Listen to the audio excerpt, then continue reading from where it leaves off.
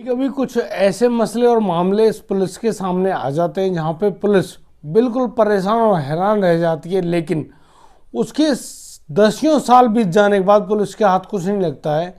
यहाँ पर एक ऐसी हत्या होती है जिसके बारे में पुलिस को कोई भी और किसी प्रकार की कोई जानकारी नहीं होती, लेकिन एक लाश को बरामद करके पुलिस के हाथ कुछ नहीं लगता है। पुलिस परेशान हो जाती है और 9 साल तक लगातार खोजबीन करती रहती है, लेकिन उसको कुछ भी नहीं मिलता है। जी हाँ दोस्तों, मैं भीषम प्रकाश आपका स्वागत करता हूँ बीपी थॉट्स में। पूरी जानकारी के लिए बने रहिए हमारे वीडियो में अंत तक, और इस प्रकार की जानकारियों के लिए हमारे चैनल को सब्सक्राइब करें, नोटिफिकेशन की बेल को ज़रूर दबाएं, क्योंकि आपको इस प्रकार की सनसनीखेज और क्राइम से जुड़ी हुई सारी घटनाएं मिलेंगी हमारे चैनल पर। जी हाँ दोस्तों, अभी शुरू करते हैं हम इस घटना के बारे में, जो कि हमारी राजधानी दिल्ली से आई है। 2008 में, सितंबर 2008 में कुछ लोग पुलिस को इत्तला देते हैं कि यहाँ पर जो नजफगढ़ इलाका है वहाँ का एक सुराखपुर नामक रोड है। सुराखपुर रोड के नज़दीक जंगल शुरू होता है। उस जंगल में एक वृक्ष के पास, यानी एक पेड़ के पास, एक लड़की की लाश पड़ी हुई है। पुलिस फटाफट वहाँ पहुँचती है और जाकर देखती है कि उस लाश, जो कि एक लड़की की थी, प्रथम दृष्टया उस लड़की के चेहरे को कुछ इस प्रकार कुचला गया था कि दोस्तों पहचान में ही नहीं आती थी कि आखिर वह सब किस लड़की का है।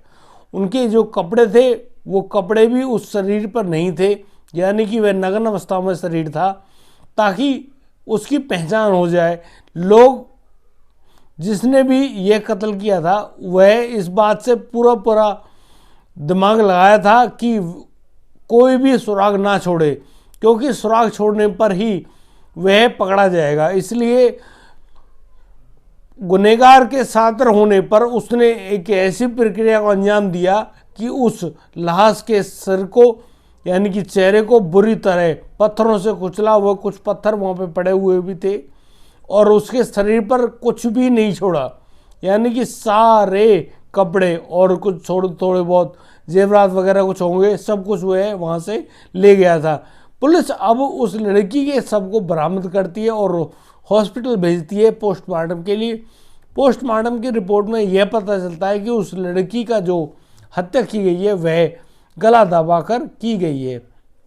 दोस्तों, पुलिस यहाँ पर इस मामले को ले लेती है और बड़ी हैरान रहती है। आखिर उस सब पर कोई भी ऐसा निशान या सुराग नहीं था जिससे वह इस बात की शनाख्त कर चुके एक्चुअल में वह लड़की है कौन। पुलिस ने अभी सभी ज़िलों, जो दिल्ली के आसपास के ज़िले होते हैं, हरियाणा के और दिल्ली के, उनमें भी सूचना देती है कि किसी लड़की की गुमशुदगी की अगर कोई रिपोर्ट मिलती है तो हमें ज़रूर बताएं, ताकि हम उस लाश की शनाख्त कर सकें। लेकिन वहाँ पर कोई भी उनको सूचना नहीं प्राप्त होती है। तो करीब 10 दिन बाद उस लड़की का अज्ञात शव मानकर अंतिम संस्कार कर दिया जाता है और पुलिस अब थोड़ी बहुत जांच में लग रही होती है। लेकिन जब 2010 तक लगातार पुलिस जांच कर रही होती है तो पुलिस को कोई भी जानकारी नहीं मिलती है, तो पुलिस इस मामले को ठंडे बस्ते में डाल देती है। लेकिन यहाँ पे जो जांच अधिकारी होते हैं, जो क्राइम ब्रांच के जांच अधिकारी होते हैं, उनके पास यह सूचना भी पहुँचती है और पुलिस बड़े सीरियस होकर इस मामले को सोच रही होती है। लेकिन कुछ भी सुराग ना मिलने पर उस लड़की के बारे में कोई जानकारी नहीं मिल पा रही थी। लेकिन दोस्तों, यहाँ पे पोस्टमार्टम के समय बहुत सारे फोटोग्राफ्स खींचे जाते हैं, ताकि कभी भी कोई जानकारी मिले तो उस लड़की के बारे में जानकारी मिलने पर उसकी शिनाख्त हो सके कि वह लड़की आखिर है कौन। दोस्तों, यहाँ पर उस लड़की के हाथ पर बने हुए ए नाम के टैटू का भी फोटो लिया जाता है और उसको सेव कर लिया जाता है, यानी कि सुरक्षित रखा जाता है उन फोटोज़ को, ताकि उस लड़की के बारे में कुछ पता चल सके।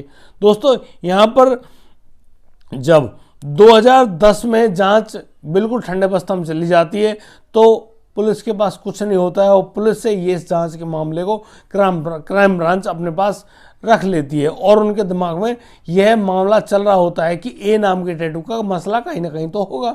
दोस्तों, अभी जो 11 अप्रैल 2017 को पुलिस के एक मुखबिर ने एक सूचना दी क्राइम ब्रांच को कि उसको ए नाम के टैटू वाली लड़की के बारे में कुछ जानकारी है।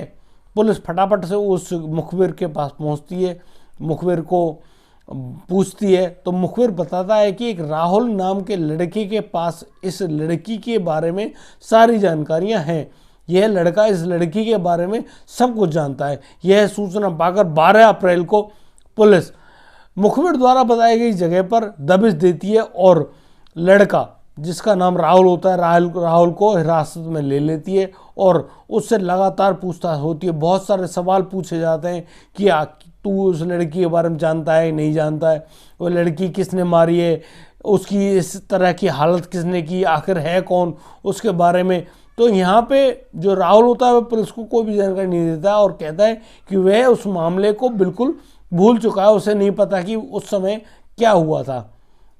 दोस्तों यहाँ पे जब पुलिस उसे और ज़्यादा पूछताछ करती है अपने तरीके से, तो यहाँ पर जो लड़का होता है राहुल, वह टूट जाता है और अपने द्वारा उन बातों को बताता है जिसे सुनकर शायद दोस्तों आपके पैर भी कांप जाएं। जी हाँ दोस्तों, यहाँ पे राहुल एक लड़के का नाम लेता है जिसका नाम रिंकू है। रिंकू उर्फ विजेंदर एक लड़के युवक का नाम लेता है और उसके बारे में बताता है कि वह पटेल नगर इलाके में रहता है। दोस्तों इस जानकारी को पाकर पुलिस सीधा पटेल नगर इलाके में पहुंचती है और राहुल द्वारा बताए गए क्षेत्र से उस रिंकू उर्फ विजेंदर को पकड़ लेती है। रिंकू उर्फ विजेंदर एक तांत्रिक जैसा कार्य करता है। उसने एक लड़की से शादी भी की हुई है और उसके 3 बच्चे भी होते हैं। दोस्तों यहाँ पे जब पुलिस विजेंदर को अपने पास ले आती है और पुलिस की हवालात में उससे अपने तरीके से पूछताछ करती है, तो यहाँ पे दोस्तों रिंकू जो असली गुनहगार था उस कत्ल का एक बेहद बेहतरीन खुलासा करता है। शायद आप कांप जाएं दोस्तों। जी हाँ दोस्तों, यहाँ पर जो वह खुलासा करता विजेंदर बताता है कि उसने ही उस लड़की का कत्ल किया है। उस लड़की का नाम आरती था और कत्ल के समय उस लड़की की उम्र मात्र 18 वर्ष थी। दोस्तों यहाँ पे जब रिंकू अपनी सारी कहानी बताता है तो वह इस प्रकार का खुलासा करता है कि करीब 2006 में जब रिंकू अपनी जवानी की उम्र पे था और लड़की जो आरती है वह भी अपनी जवानी की उम्र पे थी।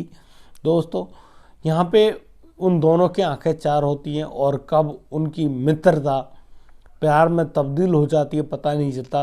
दोस्तों यहाँ पर जो लड़की है आरती, वह रिंकू से प्यार कर बैठती है और इस प्यार के मामले में एक दूसरे से उनका मिलना जुलना बातचीत सब कुछ चल जाती हैं। दोस्तों आजकल मॉडर्न इलाके में और दिल्ली जैसे राजधानी इलाके में ये सब बातें आम हो गई हैं, किसी के साथ भी बातचीत हो सकती है। दोस्तों यहाँ पर जब इस प्रकार की कोई बात होती है तो उस लड़की की उम्र बढ़ती जाती है।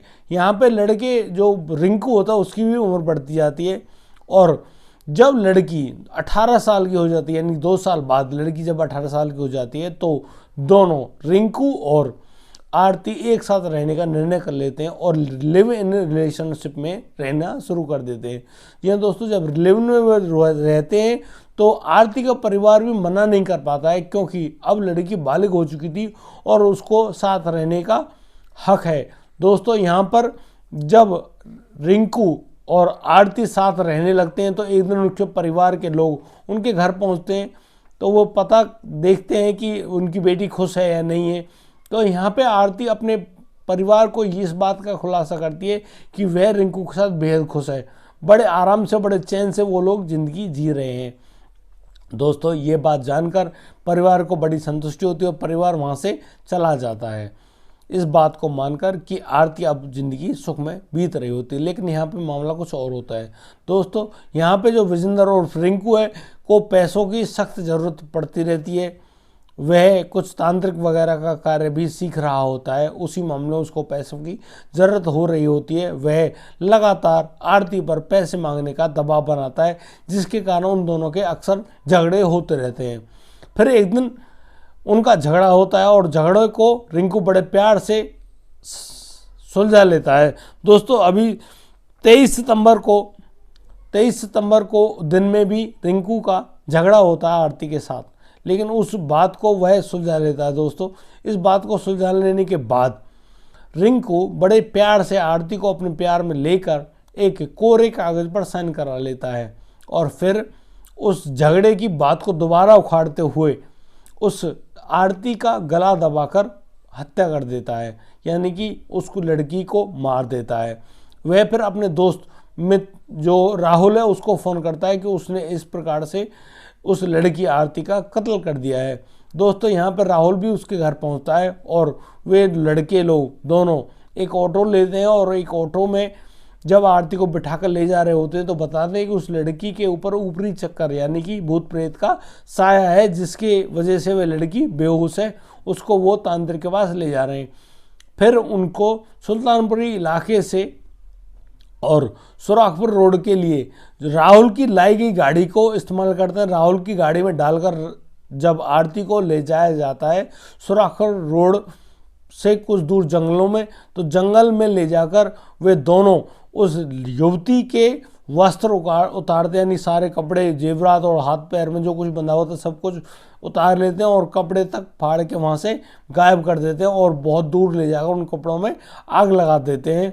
दोस्तों, यहाँ पर वे पत्थर से उस आरती का चेहरा भी कुचल देते हैं। जी हाँ दोस्तों, उसी आरती का जिसको वो बेहद प्यार करता था, और यहाँ पर उस आरती का चेहरा एक पत्थर से कुचल दिया जाता है। पत्थर से कुचल जाने के बाद उस आरती के बारे में कुछ भी जानकारी नहीं मिलती, इससे यानी कि शिनाख्त नहीं होती है। लेकिन यहाँ पे रिंकू एक और सादर घटना को अंजाम देता है। उसी कोरे कागज जिस पे आरती के साइन लिए थे पर लिखता है अपने परिवार के बारे में कि मेरे परिवारजनों, मैं अब रिंकू से कोई शादी नहीं करना चाहती। मैं एक वकील है उसके लड़के से बहुत प्यार करती हूँ और हम दोनों ने शादी करने का निर्णय ले लिया है। अब मैं उस लड़के के साथ बड़ी सुख में रहूँगी। मैं अब उस वकील के लड़के के साथ जा रही हूँ। मुझे ढूंढने की खोजने की कोई भी कोशिश नहीं करना। मैं बड़ी खुश हूँ इस प्रकार से, और इस बात का कोई भी दोष रिंकू पर को ना दिया जाए।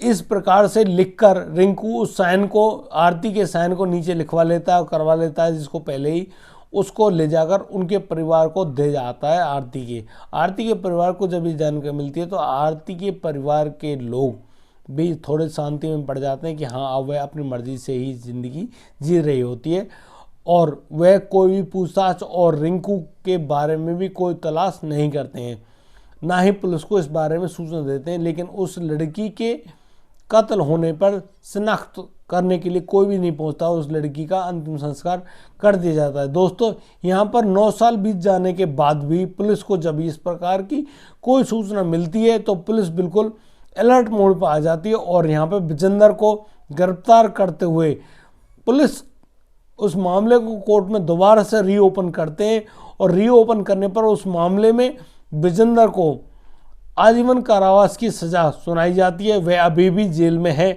दोस्तों, अगर हमारी यह वीडियो और दी गई जानकारी अगर आपको पसंद आई हो तो प्लीज़ हमें लाइक करें, कमेंट करें, शेयर करें और हाँ, सब्सक्राइब करना ना भूलें। दोस्तों, यदि आप हमें सब्सक्राइब करते हैं और नोटिफिकेशन की बेल को दबाते हैं तो आपको इसी प्रकार की क्राइम से जुड़ी हुई मुख्य और प्रमुख जानकारियाँ मिलती रहेंगी। सेफ रहें, सुरक्षित रहें और अपने परिवार को संभालते रहें। जय हिंद, जय भारत।